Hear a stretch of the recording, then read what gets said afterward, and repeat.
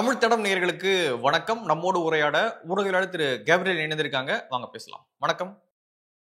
வணக்கம்.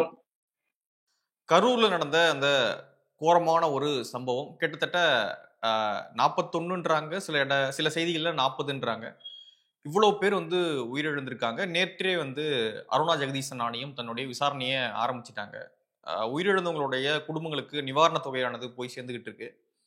ஆனாலுமே இன்னும் விஜய் அவர்கள் இது தொடர்பாக எதுவும் பேசாம இருக்காரு. ஒரு சின்ன அறிக்கை விட்டதோட சரி, மற்றபடி வேற எந்த ஸ்டெப்பையும் எடுக்காம இருக்காரு. இன்றுதான் அவருடைய வீட்டை விட்டு எங்கேயும் கிளம்பி இருக்காரு அப்படின்ற செய்திகள்லாம் வருது. எங்க போறாரு என்ன இதுன்னு தெரியல. ஸோ எப்படி பாக்குறீங்க? அடுத்த கட்டமாக இந்த நிகழ்வு எப்படி பாக்குறீங்க?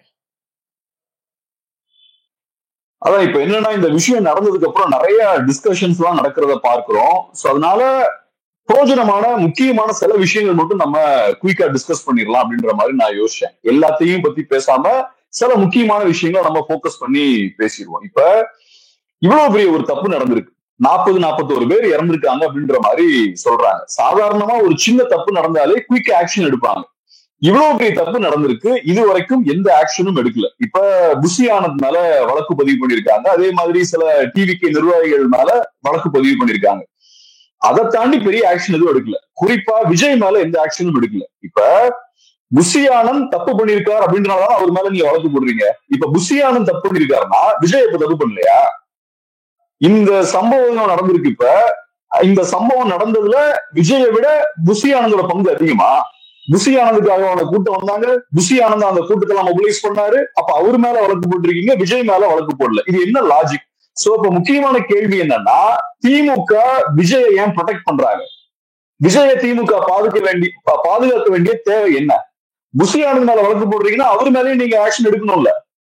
சோ விஜய் சைடுல எந்த ஆக்ஷனும் எடுக்கல. சோ அது ஒரு சரியான ஒரு விஷயமா படல. 41 பேர் இறந்திருக்காங்க, எந்த ஒரு அக்கௌண்டபிலிட்டியும் இல்ல.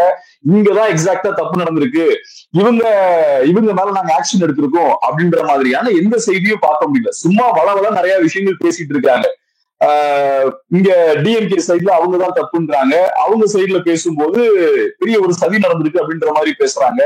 அதை தாண்டி கான்கிரீட்டா எந்த நடவடிக்கையும் எடுக்கல.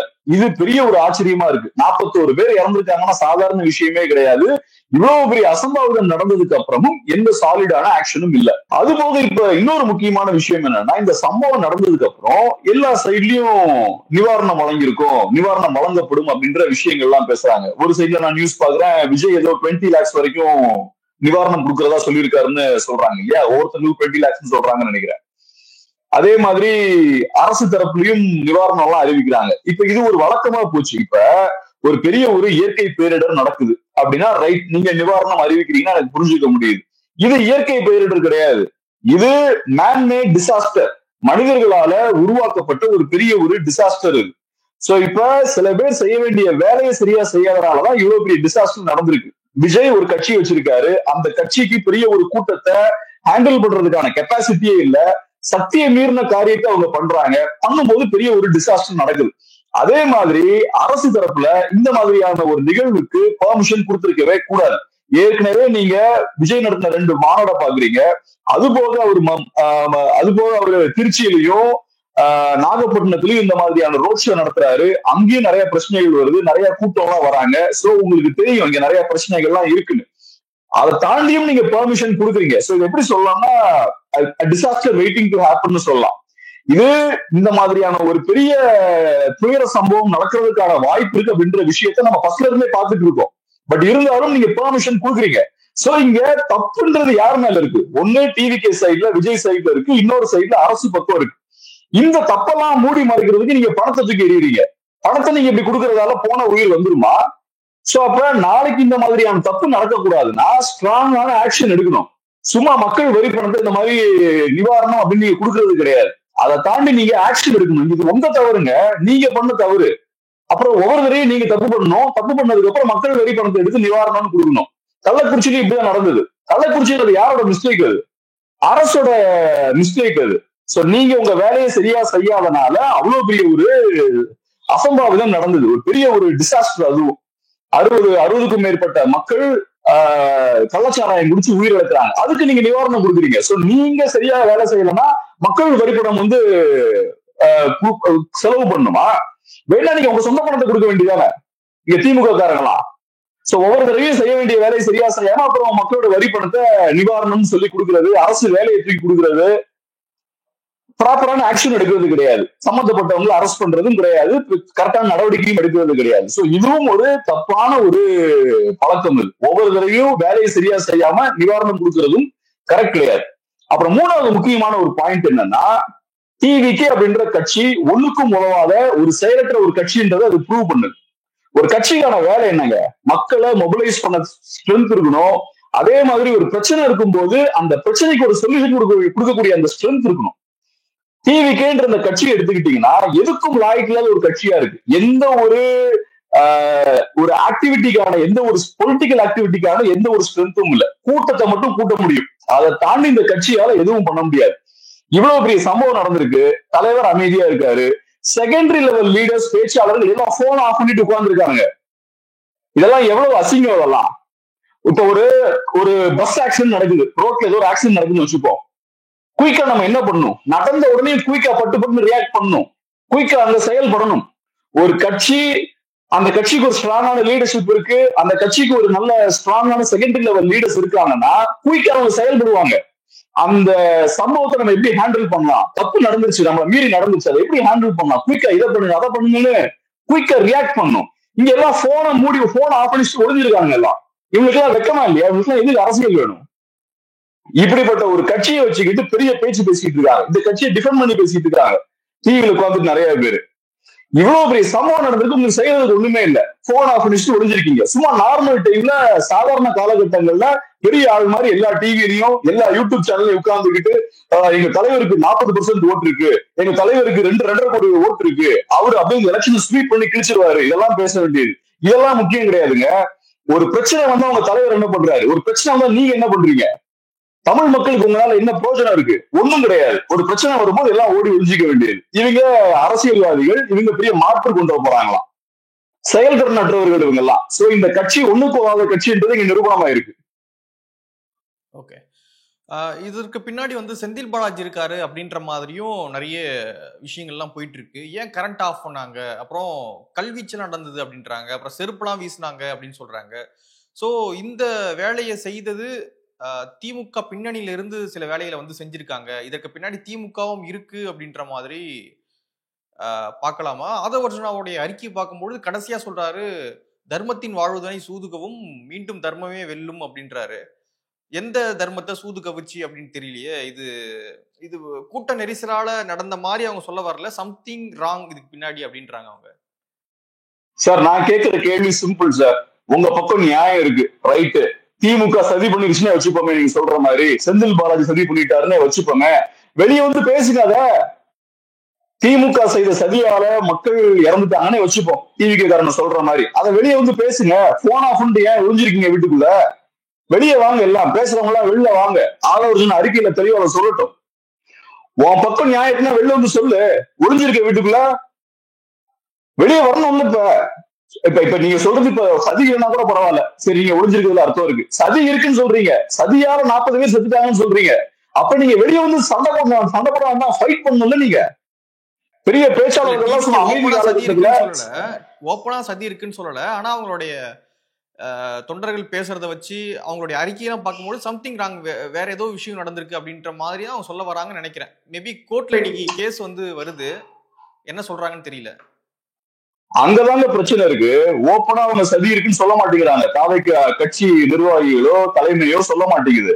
ஆனா தொண்டர்கள் அதை பேசிட்டு இருக்காங்க. தொண்டர்கள் அவங்களோட ட்விட்டர் பக்கத்துல எல்லாம், சோசியல் மீடியால சதி சதி சதின்னு பேசிட்டு இருக்காங்க.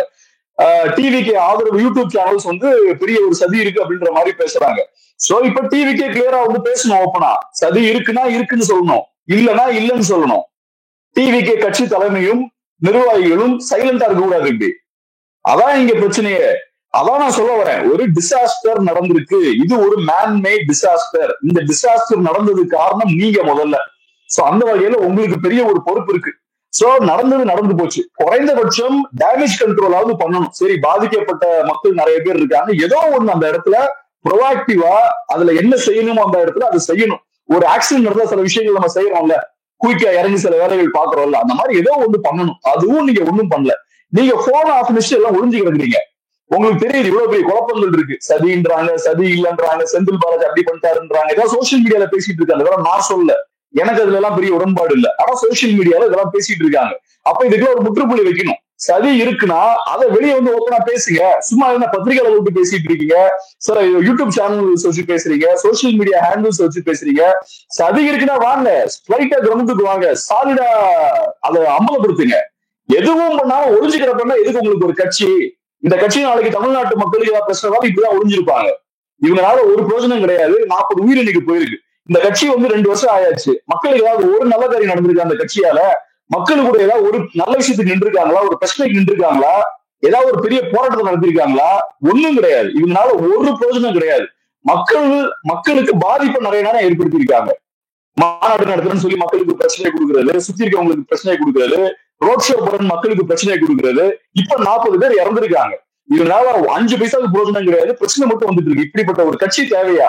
இந்த பிரச்சனை நடந்ததுக்கு அப்புறமும் இவங்களால வாய் திறக்க முடியல, அமைதியா உட்கார்ந்துருக்காங்க. இதெல்லாம் எவ்வளவு பெரிய அசிங்கம். 40 உயிர் போயிருக்கு, உங்களால இன்னும் ஒரு வார்த்தை பேச முடியல. இங்க ஆக்ஷன் எடுக்கல யார் மேலையும். இவ்வளவு பெரிய சம்பவம் நடந்ததுக்கு ஒரு ஆக்ஷன் வரைக்கும் எடுக்கல. புஷி ஆனந்த் மேல வழக்கு பதிவு பண்ணியிருக்காங்க. இப்ப விஜய் மேல ஏன் பண்ணல? இங்க நான் சொல்றேன், இப்ப முக்கியமான விஷயம் என்னன்னா, இப்ப இந்த சம்பவம் நடந்துருச்சுங்க. இந்த சம்பவத்தை தடுத்திருக்கலாம் அப்படின்னா அது ஒரு மனுஷனால மட்டும்தான் முடியும். விஜய் நினைச்சிருந்தா தடுத்திருக்கலாம். விஜய் தான் இங்க உள்ளதே பவர்ஃபுல்லான மனிதர். விஜய் நினைத்தால் இந்த சம்பவம் நடக்காம ஸ்டாப் பண்ணிருக்கலாம். விஜய் எடப்பாடி பழனிசாமி அவர்களோ அண்ணாமலை அவர்களோ வேற மாதிரியான விஷயங்கள் சொல்றாங்க. திமுக நினைச்சிருந்தா இதை வந்து ஸ்டாப் பண்ணிருக்கலாம் அப்படின்னு சொல்றாங்க. சரியான போலீஸ் ப்ரொடெஸ்ட் வந்து போடல, போலீஸ் சரியான அளவுல அங்க இல்ல அப்படின்னு வந்து சொல்றாங்க. அண்ணாமலை அவர்கள் தான் ஓப்பனா சொல்றாரு, சரி இங்க வந்து விஜயால நடந்துருச்சு, இப்போ சென்னை மெரினால வந்து 5 பேர் இறந்தாங்களே கூட்ட நெரிசல்ல, அது வந்து விஜய் வந்ததுனால நடந்துச்சா? சோ தொடர்ச்சியாக இந்த திமுக அரசு இன்டெலிஜென்ஸ் வந்து கோட்டை வர்றாங்க. எங்கெல்லாம் மக்கள் கூடுறாங்களோ அந்த இடத்துல வந்து சரியான போலீஸ் பாதுகாப்பு அல்லது சரியான ஒரு பிளான் பண்ணாம வந்து கோட்டை விட்டுறாங்க. அது திமுக ஆட்சியில தொடர்ச்சியாக நடந்துகிட்டு இருக்கு. அதனுடைய ஒரு நீட்சி தான் இந்த கரூர் இன்சிடென்ட் அப்படின்னு சொல்றாங்க. இதுக்கு முழுக்க முழுக்க விஜய் மட்டுமே காரணம் கிடையாது, திமுக அரசும் இதுல கோட்டை விட்டுருக்காங்க அப்படின்றாங்க. நான் சிம்பிளா சொல்றேன், நான் இப்ப திரும்பவும் சொல்றேன். இப்ப விஜய் அப்படின்ற ஒரு தனிநபர் மட்டும் நினைச்சிருந்தாருன்னா இந்த சம்பவம் நடக்காம ஸ்டாப் பண்ணிருக்கலாம். விஜய் ஃபர்ஸ்ட் ஆஃப் ஆல் இந்த ஈவெண்ட் நடத்த வேண்டிய அவசியமே கிடையாது. இது ஒரு ஃபேன் மீட்டுங்க, இது ஒரு பொலிட்டிக்கல் ஈவெண்டே கிடையாது, இது ஒரு fan meet.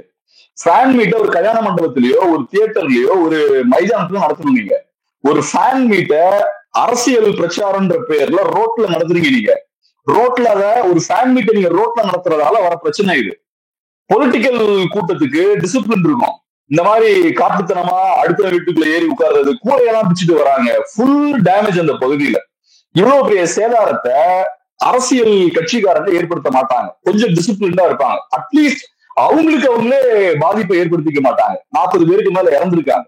So first of all இது ஒரு ஃபேன் மீட். விஜய் இந்த ஃபேன் மீட்டை நடத்தாமல் இருந்திருக்கலாம். அட்லீஸ்ட் நடத்தணும்னு பிளான் பண்ணியிருந்தா ப்ராப்பரா நடத்தி இருக்கலாம். விஜய் அதே மாதிரி இந்த மாதிரியான விஷயங்களை கரெக்டா பண்ணியிருந்தா இந்த அசம்பாவிதம் நடந்திருக்காது. நான் சொல்றது என்னன்னா, ஒரு தனிநபரா விஜய் நினைத்திருந்தால் இந்த அசம்பாவிதத்தை ஸ்டாப் பண்ணிருக்கலாம். அந்த சக்தி விஜய்க்கு மட்டும்தான் உண்டு. புஷி ஆனந்துக்கோ ஆதவர்ஜுனாவுக்கோ டிவி கிடைக்கக்கூடிய மத்த நிர்வாகிகளோ கிடையாது. விஜய் நினைத்தால் இந்த சம்பவத்தை ஸ்டாப் பண்ணிருக்கலாம். அந்த ஆங்கில நான் சொன்னேன், ஒரு மனிதர் நினைச்சா பெரிய மாற்றத்தை ஏற்படுத்திருக்கலாம். ரெண்டாவது, அப்கோர்ஸ் கவர்மெண்ட் கம்ப்ளீட்டா ஃபெயில் ஆயிடுச்சு. இது பெர்மிஷனே கொடுத்துருக்க கூடாது. இது ஒரு யூஸ்லெஸ் ஈவெண்ட். நான் சொன்ன மாதிரி இந்த கட்சிக்காரங்களுக்கு அரசியல் தெளிவும் கிடையாது, அரசியல் புரிதலும் கிடையாது. நான் கட்சிக்காரன்னு சொல்ற தலைமையும் சேர்த்து தான் சொல்றேன். இதை பாருங்க, ஒரு பிரச்சனை வருது, எல்லாம் போன் ஆஃப் பண்ணிட்டு உட்கார்ந்துருக்காங்க, பதுங்கி இருக்காங்க. இதை ஃபேஸ் பண்ண வேண்டாம் தைரியமா வந்து இவங்களுக்கு கேட்டா சொல்றாங்க, இந்த மாதிரி விஜய் அவர்கள் அந்த கரூர்ல இருக்கிறதுக்கு விருப்பம் தெரிவிச்சிருந்தாரு, பட் இருந்தாலும் போலீஸ்காரங்க எல்லாம் சொல்லி அவரை அனுப்பிட்டாங்க, பிரச்சனை ஆகிடும். அதனால அவர் அவங்க ரிக்வஸ்ட் எடுத்து வந்துட்டாராம். கரெக்ட் டைமுக்கு வர வேண்டியதானே கரூருக்கு? அது போலீஸ்காரங்க சொல்றதெல்லாம் கரெக்டா கேட்டாரா அவரு? வர வேண்டிய நேரத்துக்கு நீங்க வந்திருந்தா இவ்வளவு பெரிய பிரச்சனை வந்திருக்குமா? அப்ப நீங்க வரமாட்டீங்க. அப்ப என்னன்னா ஹைப் கிரியேட் பண்றாங்க. லேட்டா வந்தாதான் கூட்டம் அப்படியே கூடிக்கிட்டே இருக்கும், ஹைப் காட்ட முடியும். நாங்க எவ்வளவு பெரிய மாசு வச்சிருக்கோம் பாருங்கன்னு. இந்த சினிமாக்காரங்களுக்கு இந்த கிறுக்கு உண்டுங்க. சினிமாக்காரங்களை பொறுத்தளவுல அவங்களுக்கு பெரிய இந்த நாலேஜ் எல்லாம் கிடையாது. அவங்க பொறுத்தளவுல 100 பேர் இருந்தா பெரிய மாஸ், 1000 பேர் இருந்தா அதை விட பெரிய மாஸ், 1,00,000 பேர் வந்தாச்சுன்னா பெரிய பெரிய மாஸ். சோ அவங்க எல்லாத்தையுமே இந்த கூட்டத்தை வச்சு இடம் போடுவாங்க. சோ இந்த விஜய் கட்சி, விஜயும் சரி விஜய் கட்சிக்காரங்களும் சரி கூட்டத்தை கூட்டுறதுக்கு மட்டும் அவங்க போக்கஸ செலுத்தினாங்க. கூட்டம் கூட்டம் கூட்டம், அது ஒண்ணுதான் அவங்களுக்கு. அவங்க அச்சீவ்மெண்ட் ஒண்ணுதான், வேற எதுவுமே கிடையாது. அவங்களுக்கு கொள்கை, சித்தாந்தம், கோட்பாடு, அரசியல் செயல்பாடு ஒண்ணும் கிடையாது. என்னடா பண்ணிருக்கீங்கன்னு கேட்டா, நான் கூட்டத்தை கூட்டினேன், மாநாட்டுல 2,00,000 பேர் வந்தாங்க, இங்க பாருங்க இந்த பிரச்சாரத்துக்கு ஆயிரக்கணக்கான பேர் வராங்க, எங்களுக்கு தான் பெரிய கூட்டம். இந்த சினிமா பாணியிலேயே அரசியல் பண்றது. சினிமால பாருங்க, தியேட்டர்ல ஹவுஸ்ஃபுல் ஆயிடுச்சு, எங்க தலைவருக்கு எவ்வளவு பெரிய கூட்டம் பாருங்க, 100 days ஓடிடுச்சு, 1000 கோடி ரூபாய் கலெக்ட் பண்ணிருச்சு. அதே மாதிரி அரசியலும் அப்ரோச் பண்ணாங்க. சோ கூட்டம் கூட்டம் கூட்டம் கூட்டத்தை நீங்க போக்கஸ் பண்ணும்போது இவங்க பேசி பேசி ஹைப்பை கொடுத்து கொடுத்து கூட்டத்தை உள்ள கொண்டு வராங்க. சோ ஹைப் ஏற ஏற பெரிய கூட்டம் வரும்போது ஒரு பெரிய டிசாஸ்டர் இங்க நடந்துருச்சு. சோ இந்த மாதிரியான இவெண்ட்டுக்கு கவர்மெண்ட் பெர்மிஷன் கொடுத்திருக்க கூடாது. அதனால இது அப்கோர்ஸ் கவர்மெண்ட் வந்து பெரிய தவறு பண்ணிருக்காங்க. யாரெல்லாம் பெர்மிஷன் கொடுத்தாங்களோ அவங்க எல்லாம் தண்டிக்கப்படணும். விஜய் மட்டும் கிடையாது, அவங்களும் தண்டிக்கப்படணும். இந்த விஜய் தரப்புல கேட்டா, விஜய் தரப்பு நான் சொல்ல டிவிகே தரப்பு, அவங்க ஆதரவாளர்கள் திமுக மேல பழிய போடுறாங்கல்ல, அப்ப அதை சாலிடா பண்ணுங்க. அவங்க மேல மிஸ்டேக் இருக்குன்னா அதை சாலிடா வெளில வந்து தைரியமா பேசுங்க. சும்மா சோசியல் மீடியால கீபோர்டு வச்சு தட்டிட்டு இருக்காதீங்க. இப்ப நம்ம பேசுறோம்ல, நம்ம இன்னைக்கு பேசல, 2 வருஷமா பேசிட்டு இருக்கோம், நம்ம இப்பயும் பேசிட்டு தான் இருக்கோம். வந்து அதே மாதிரி பேசுங்க. இந்த டிவிகே காரங்க ஸ்டார்டிங்ல இருந்து அவங்க எதிராக கருத்து பேசக்கூடியவங்க அவாய்ட் பண்ணுவாங்க. போல்டா போய் கவுண்டர் பண்றது, அவங்களுக்கு பதில் சொல்றது, பொலிட்டிக்கலா ஸ்ட்ராங்கான டிபேட்ஸ்ல ஈடுபடுறது எதுவும் கிடையாது. அப்பவே ஒளிஞ்சுதான் ஓடிட்டு இருந்தாங்க அவங்க. இன்னைக்கு இவ்வளவு பெரிய பிரச்சனை நடக்கும் போது ஆட்கள் யாரையுமே காணும். இப்படிப்பட்ட ஒரு கட்சி மக்களுக்கு தேவையா? இப்பயும் உட்கார்ந்து டிஃபெண்ட் பண்ணிட்டு இருக்காங்க சோசியல் மீடியால. கட்சி தலைமை, கட்சியில இருக்க செகண்டரி லீடர்ஷிப் எல்லாம் ஒழிஞ்சிருக்காங்க. இந்த ஒரு கட்சியை உட்கார்ந்து சோசியல் மீடியால சப்போர்ட் பண்ணி பேசிட்டு இருக்காங்க. இதெல்லாம் எனக்கு சத்தியமா நம்பவே முடியல. இப்படி இவ்வளவு ஏமாளிகளா மக்கள் இருப்பாங்களான்னு. அந்த கட்சி தலைமையே ஒழிஞ்சிருக்கு, டாப் லெவல் லீடர்ஷிப் ஃபுல்லா உட்கார்ந்துட்டு அந்த கட்சிக்காக பெருசா சப்போர்ட் பண்ணி சதி நடந்திருக்கு, அது நடந்திருக்கு, இது நடந்திருக்கு. மேல வந்து பேசுறவங்க சதி நடந்திருக்கு, என்ன நடந்திருக்குன்னு. மேல உள்ளவங்க எல்லாம் ஒழிஞ்சிட்டு இருக்காங்க. இல்ல கீழே இங்க சோசியல் மீடியால பெரிய பேச்சு. ஓகே, நீதிமன்றத்துல வழக்கு தொடுத்திருக்காங்க. இன்னைக்கு மதுரை நீதிமன்றம் இந்த வழக்கை வந்து விசாரிக்கிறாங்க. சிபிஐக்கு மாத்துவாங்களா, என்ன சொல்லுவாங்க அப்படின்றது தெரியல. ஸோ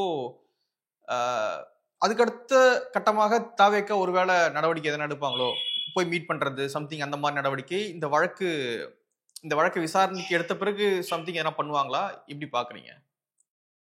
இப்ப ஒரு பெரிய ஒரு மோசமான துயர சம்பவம் நடக்குதுன்னு வச்சுப்போம், பெரிய ஒரு ஆக்சிடென்ட் தான் நடக்குதுன்னு வச்சுப்போம், உடனே நீங்க ரியாக்ட் பண்ணுங்க. அதாங்க மனித நேயம். உங்களுக்கு மக்கள் மேல அக்கறை இருந்ததுன்னா குயிக்கா பட்டுன்னு ரியாக்ட் பண்ணும்.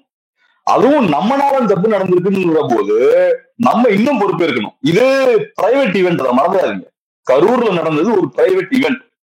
அந்த கூட்டம் சும்மா வரல, நீங்க மொபிலைஸ் பண்ணி வந்திருக்கு, உங்களை நம்பி வந்திருக்காங்க. அந்த மக்கள் எல்லாம் உங்களோட ரசிகர்கள், உங்களுக்காக நாங்க உயிரை கொடுத்ததும் தயாரா இருக்கோம்லாம் சொல்லி வந்தவங்க அவங்க.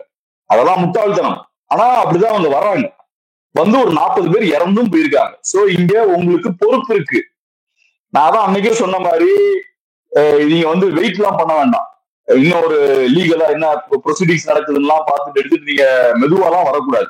தப்பு நடந்ததுன்னா உடனே நீங்க அங்க இன்டர்வியூ பண்ணணும். சீமான் போறாரு அங்க, இந்த டிவிகே காரங்க அவங்க கிட்ட சண்டைக்கு போயிட்டு இருக்காங்க, சீமான் கிட்டையும் துரைமுருகன்ட்டையும், சாட்டை துரைமுருகன்ட்டையும். இவங்களுக்கு அங்க என்ன நடந்துட்டு இருக்குன்ற அடிப்படை புரிதல் கூட இல்லைங்க.